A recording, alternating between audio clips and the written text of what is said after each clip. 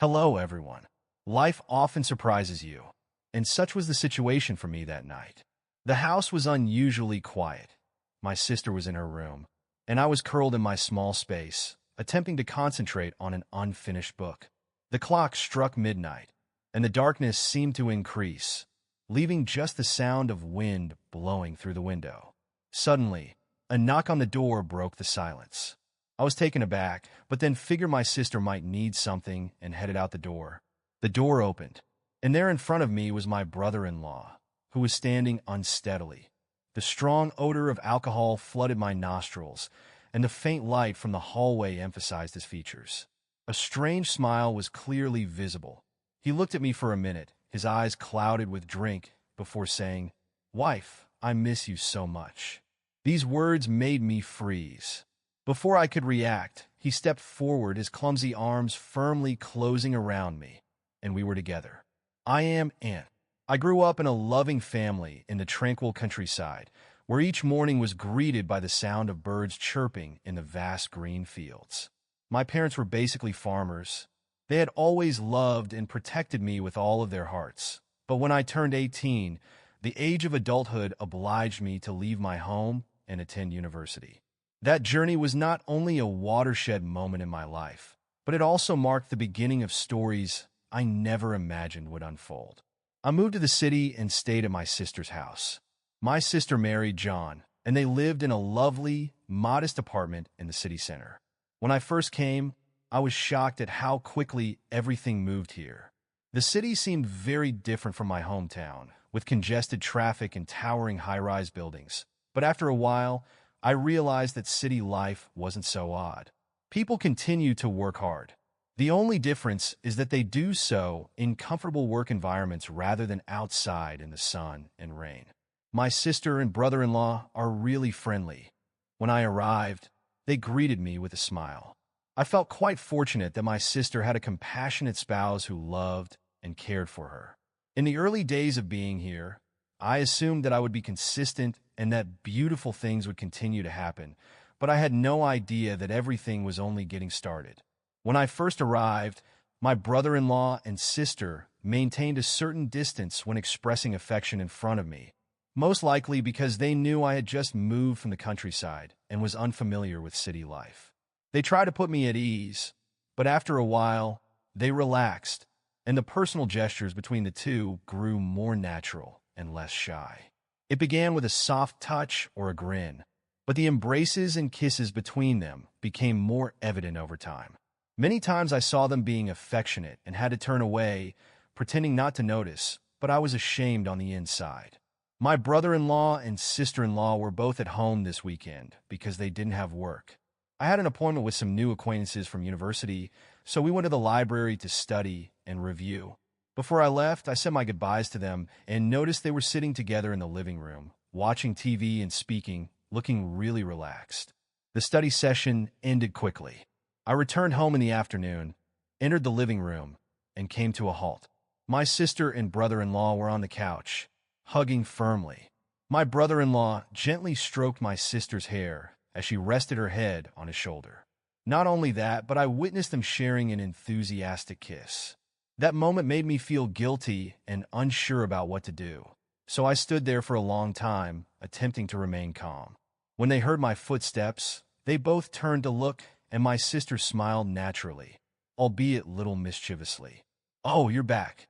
And the brother-in-law also smiled. Studying in a group fun, I nodded awkwardly, my face burning, trying not to look at them. I quickly replied, "Yes, it's fine." Seeing my confused look, my sister chuckled. "Your face is red." "What? What's wrong?" I was so confused that I didn't know what to say, so I tried to act natural and tease back. "I just think you two are too affectionate." It makes me so embarrassed hearing that the brother-in-law burst out laughing while the sister covered her mouth and laughed. "Both of them looked so happy," she teased back. "John and I are just in love. Normally there's nothing to be shy about." I could only smile, Riley feeling like I had just fallen into a strange situation. Okay, I'm going upstairs. Having said that, I quickly walked up to my room and closed the door and breathed a sigh of relief. My mind was still in turmoil over what I had just witnessed. Even though I knew that they were husband and wife and that such affection was normal, I still felt embarrassed for some reason. Perhaps because I had never witnessed someone express their feelings so clearly in front of me. In the countryside, my parents rarely showed affection for each other and were even very sparing with intimate words. So this scene was both new and awkward for me. I sat absent-mindedly on the bed, trying to push away the awkwardness in my heart. After all, it was a good thing that my siblings loved each other so much. They had always treated me well, always making me feel like I was part of their small family in the city. Thinking so, I told myself that I needed to get used to this, needed to learn to accept the most natural things in life, even though sometimes it made me so embarrassed that I had to find a way to escape to my room. Like just now, even though I told myself that this was normal, that my brother and sister loving each other, like that was a good thing.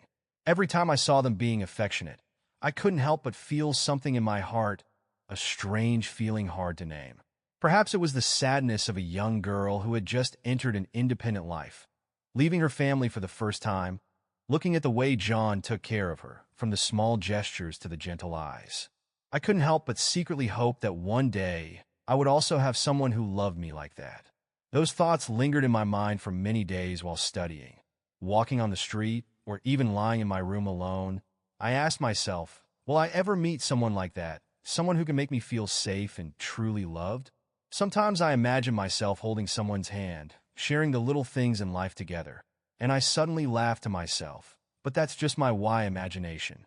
I thought that life with my brother and sister would always pass peacefully like that. A small family, not mine, but enough to make me feel warm. But it turns out life always has surprises that no one can predict. That day started like any other. I woke up early, had breakfast with my sister, and then went to school. My sister and brother-in-law also left home for work as usual, each with their own busy schedule. A normal day, seemingly nothing special at school. I focused on my lectures and friends, but in my heart I always waited until the evening to come home to eat dinner with my family, because that was the time I felt closest to them. In the evening, when I just stepped into the house, my sister was busy in the kitchen preparing dinner. I washed my face, and I rolled up my sleeves to help her. We cooked and chatted small stories, sometimes mixed with giggles. My sister has always been like that, a gentle, thoughtful woman who always gives the greatest love to her family. The meal was ready on the table. All that was left was John. My sister sat down, looked at her watch, and said, "John is late. He must be busy at work again. He has a lot of work to do right now." Just then the phone rang. She quickly picked up the phone. It was John calling. Through his voice, I heard him announce that he had to come home late today, the reason being an important meeting to sign a contract with his boss. She gently replied, "You just go to work, it's okay. And I will eat first. If you come home late, remember to eat something." She hung up, sighed, then looked at me and smiled. "Okay, let's eat first," though we started our meal. My sister seemed a little quieter than usual, perhaps because she was not used to having dinner without JN, but she still tried to keep the atmosphere comfortable, occasionally picking up food for me and asking about school. I also smiled back, trying to keep the meal from being too boring. After the meal, we cleaned up the dishes together. By this time, my sister seemed to be tired after a long day. She sat down on the sofa, turned on the TV, and leaned back comfortably. I brought her some warm water and then sat down to watch it with her. But after a while, she yawned softly and turned to me and said, "I'm going to bed first." Sitting for too long can make you fall asleep. That I nodded and watched her enter the room and close the door. The house suddenly became quieter. I sat alone on the sofa. For a few more minutes, the light from the TV screen flickering, but I was no longer focused on the program. Looking at the clock, I decided to go to my room to do my homework. Entering my room, I closed the door, pulled out a chair, and sat down at the desk. The notebooks and textbooks had been laid out since morning, waiting for me to continue my work. Looking at them, I sighed, trying to concentrate on finishing my homework before the end of the day, but for some reason a strange feeling crept into my heart at the small noises from outside the hallway. Seemingly very normal, made me stop writing and raise my head to listen outside. The house was strangely quiet, with only the sound of the wind blowing through the window, making the night seem even thicker. That night the house was strangely quiet. My sister was in her room, and I was also huddled in my small space, trying to concentrate on an unfinished book. The clock struck midnight, and the night seemed to be even thicker. Only the sound of the wind blowing through the window. Suddenly a knock on the door rang out. Breaking the quiet atmosphere, I was a little startled, but then told myself that maybe my sister needed something, and quickly walked out. As soon as the door opened in front of me, my brother-in-law was standing unsteadily. The strong smell of alcohol rushed straight into my nose, making me involuntarily step back from the dim light from the hallway. Shown on his face, a strange smile appeared. His eyes were hazy as if he was drunk. He looked at me for a long time, said nothing, then suddenly spoke in a slurred voice, "Wife, I miss you so much." I was stunned, not understanding what was happening. "John, it's me. I'm in," I said confusedly, my voice full of worry, but he didn't seem to hear. Before I could react, he rushed forward, his clumsy arms hugging me tightly. "Don't avoid me. I love you," he said, his voice lost he almost. Whispering into my ear, my whole body stiffened. Fear and confusion surrounded me. I tried to struggle out of his arms, but to no avail. My brother-in-law, in his drunkenness and confusion, didn't realize that the person in front of him was not my sister. His words and actions left me completely at a loss for what to do other than feeling suffocated and helpless. "John, wake up. I'm not you."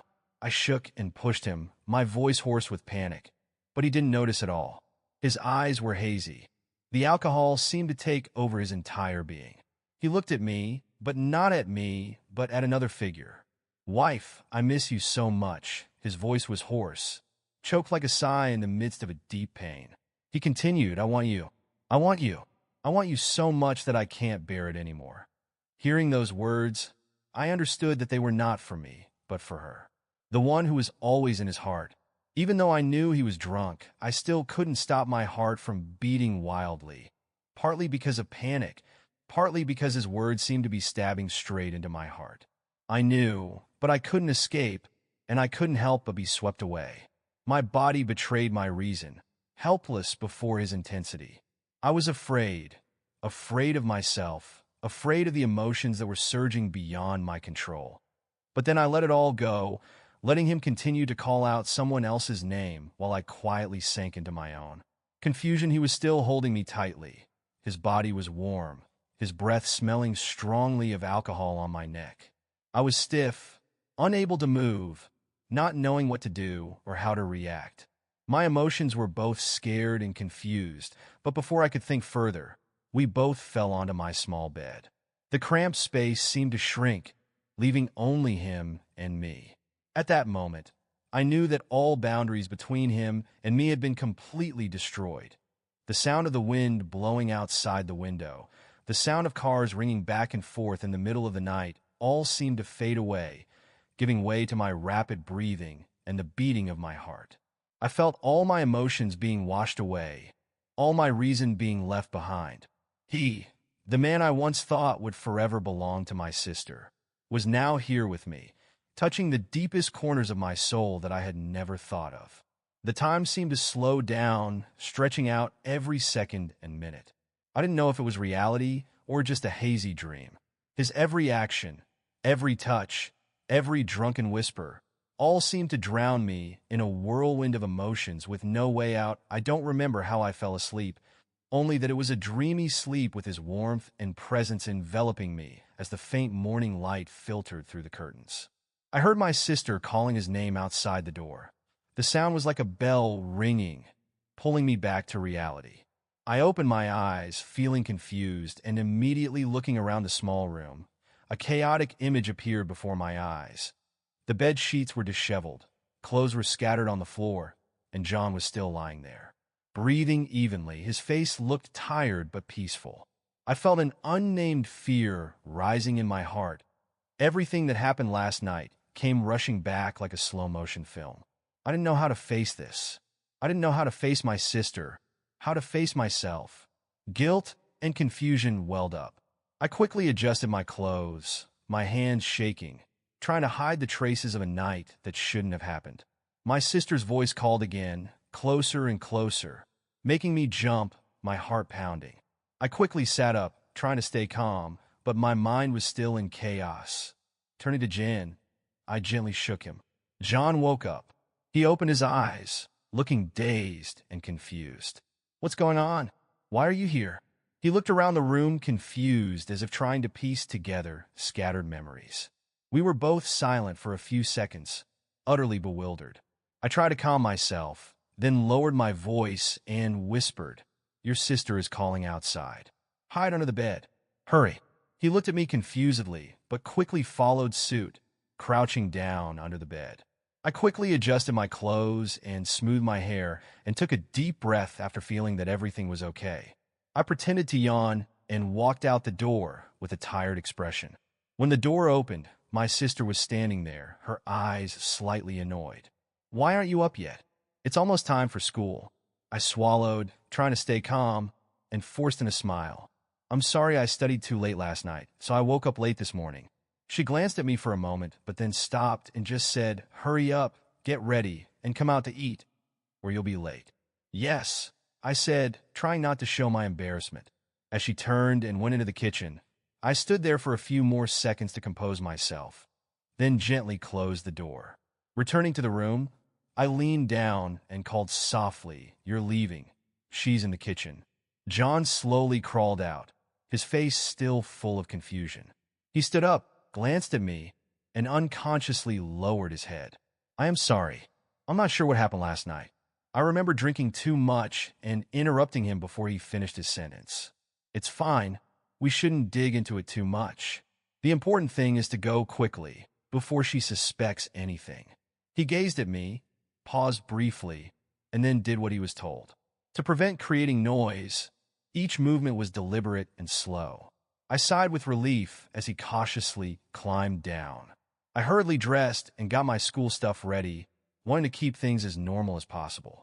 Just then, I heard John outside, pretending to enter and shouting, "Good morning." It was so early today. My sister emerged from the kitchen, looked at him swiftly, and showed no skepticism. "Have you ever slept at a friend's house? I did not see you arrive home last night." He gave a weird smile and scratched his head. "Yeah, I had other stuff to do yesterday, so I got home late. Now I'm quite hungry."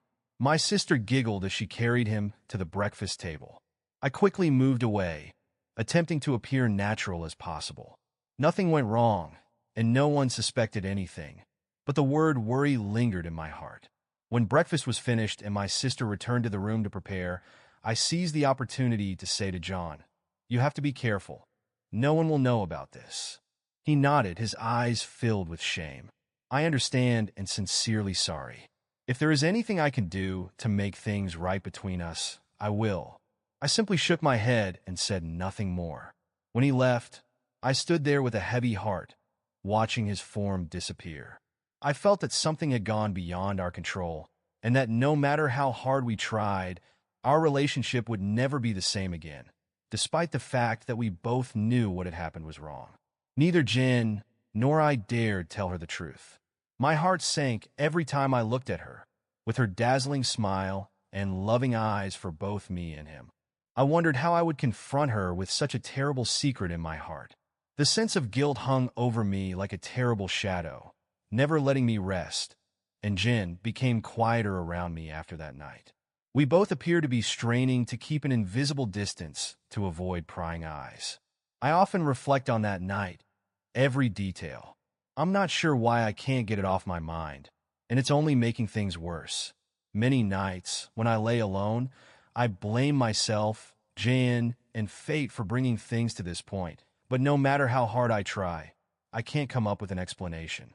How can I deal with my addiction without jeopardizing my sister? In the days that followed, I tried to limit my interactions with John, avoiding staring into his eyes and engaging in unnecessary conversations. I suspected he was doing the same. He no longer laughed harmless jokes with me the way he used to, and when the three of us were together, the atmosphere between him and me was typically heavy, making my sister wonder at times, but she never suspected anything, which made me even more sad. I realized I couldn't keep living like this. I couldn't let those conflicting feelings and obsessions rule my life every day. So after many hours of deliberation, I decided to leave. I stated to my sister that I wanted a peaceful place to study and work. She originally opposed, claiming that I did not need to leave because staying at home was more comfortable. There was someone to watch after me, but I was determined to fabricate all kinds of justifications to convince her that I was an adult. I want to learn to be independent, I said, attempting to conceal my insecurities. She looked at me, her eyes a little worried, but finally agreed. If that's what you think, I respect that, but if there's anything difficult, you have to tell me. I smiled and nodded, but my heart was filled with sorrow. How could I tell her that the real reason I left was to escape the sins I had committed that day? I left. John stood silently in the corner of the room, not saying a word. When I dragged my suitcase past him, he just looked at me, his eyes filled with indescribable emotions. I didn't dare look at him for long. I just bowed my head and walked out the door. When the door closed behind me, I felt like I had just left a part of my life there, but at the same time, I also hoped that leaving would be a way for me to end all the torment, to find the peace I had lost after moving out. I tried to start a new life away from the house that contained so many complicated emotions and memories that tormented me. Living in a small room was not easy, but at least I felt like I had some space to think more clearly. However, memories of that night still came back from time to time, especially in quiet moments. I wondered if I had done the right thing by choosing to stay silent and leave, or if I should have faced the truth from the beginning. But then I realized that there are secrets that, when exposed, can hurt not just one but many people, and I did not want to be the one to cause those wounds. Jan and I gradually kept in touch less. We understood that distance was necessary to protect what was left. My sister still called regularly to ask about her and John's lives, their plans for the future, and the simple joys they shared. Every time I hear her voice, my heart feels both relieved and heavy. I know she still loves and trusts me as before, and I can only try to live well so as not to let her down. As time went by, I learned to accept that there are mistakes that cannot be fixed, but we can change ourselves to avoid repeating them. I learned to forgive myself, not to forget, but to move forward. I focused on studying, work, and building an independent life. Gradually, the pain and guilt faded, but the lesson that the story left behind remained intact in me from my story. I realized that moments of weakness and decisions made, while not sober, can lead to consequences that we will have to carry for the rest of our lives. My mistake not only affected me, but also put my family relationship in a fragile situation. It was a great lesson about emotional control and about the boundaries that need to be respected in relationships and about responsibility to oneself and others. I want to give advice to everyone in any relationship. Always stay sober and cherish what you have. Don't let temporary emotions or weakness cloud your mind and lose valuable things. When faced with mistakes, instead of avoiding them, find a way to fix them or do the right thing to the best of your ability. And more importantly, learn to forgive yourself to move on. But don't forget the lessons that mistakes have taught you. Life is not always easy, but every challenge is an opportunity for us to grow up, to know how to live more properly, and build a better future. Thank you for listening to my story. I hope these shares bring meaningful lessons to everyone.